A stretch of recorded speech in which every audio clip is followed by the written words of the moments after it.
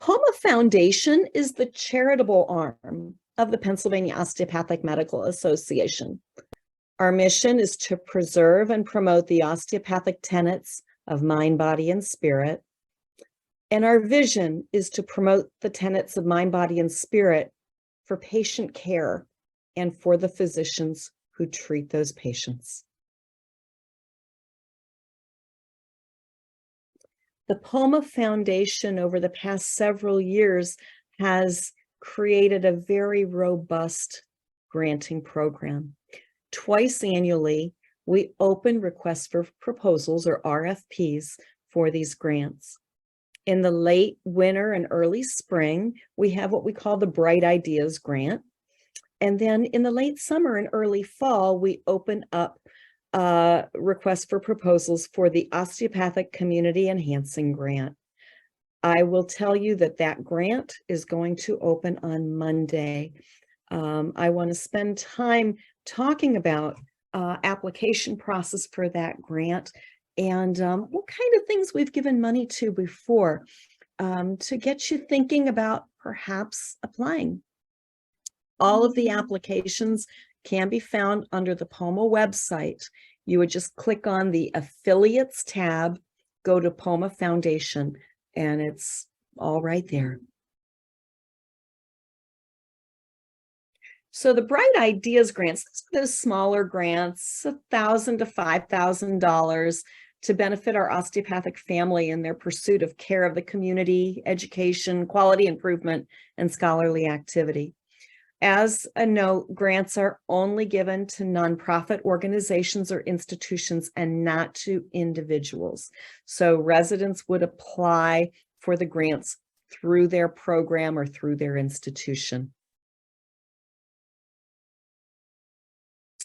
The Osteopathic Community Enhancing Grant is the grants that will open up on Monday.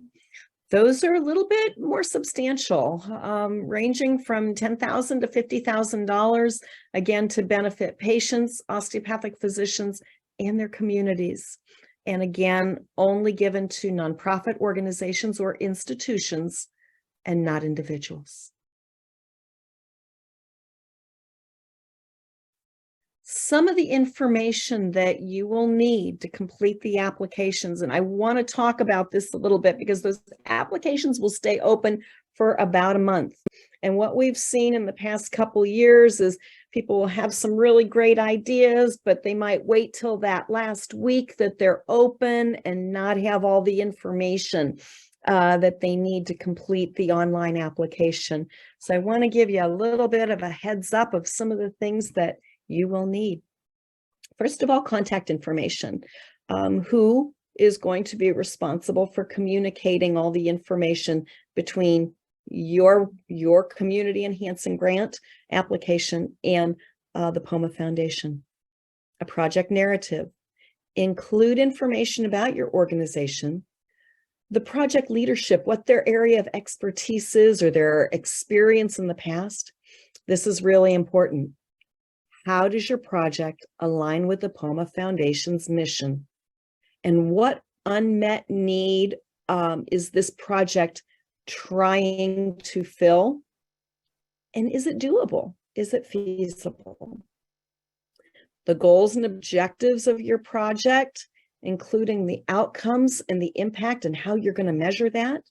Any collaborations you may have with other groups or individuals. And then here's the important part, project financial information.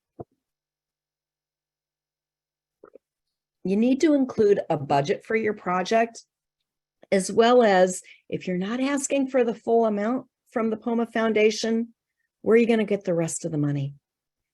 Here's the kicker, required attachments. The organization's audited financials, budget and IRS determination letter, and the organization's fiscal sponsor, if applicable. So when we talk about the IRS determination letter, that tells us what type of institution you have, whether it's a for-profit or a not-for-profit. And again, it needs to be either a program or an institution that's a not-for-profit. If you cannot get this information, if it's not available to you, just fill that in. There's actually a section on the application saying, you know, if you are not able to provide this information, tell us why. Now, POMA does work with a group called GMA, and they are a group that is very well versed in not-for-profit and charitable organizations, granting processes and application processes. If you do either start an application or complete an application and we need more information, somebody from GMA will be reaching out to you to help you complete that application. I want to talk a little bit about some of the projects that were supported by the POMA Foundation in the past, over the past couple of years. So the POMA Foundation, did help pay for the rental of a retinal scanner for a practice that has a very high number of diabetic patients, but the area has very limited ophthalmology availability.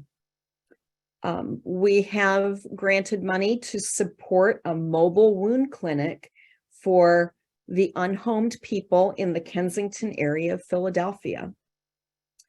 We funded creation of new chapters of a student philanthropic organization called DO Cares.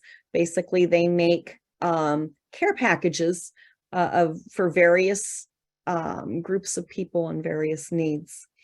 One of the big support that the POMA Foundation gives is to the ACOFP, American College of Osteopathic Family Physician Foundation. And I do know many of folks that are on this call, they've had residents from their programs, recipients of this particular grant. The POMA Foundation strongly supports osteopathic education, but we also support osteopathic board certification. And we have made a very, very generous donation to the ACOFP Foundation to help encourage and pay for the osteopathic board certification examinations for our osteopathic family residents. Now, we have reached out to many other specialties, osteopathic specialties, to see if they have similar programs for board certification, osteopathic board certification. To date, nobody yet has that. The foundation is working diligently to make sure that this opportunity is available to all osteopathic trainees, regardless of their specialty area.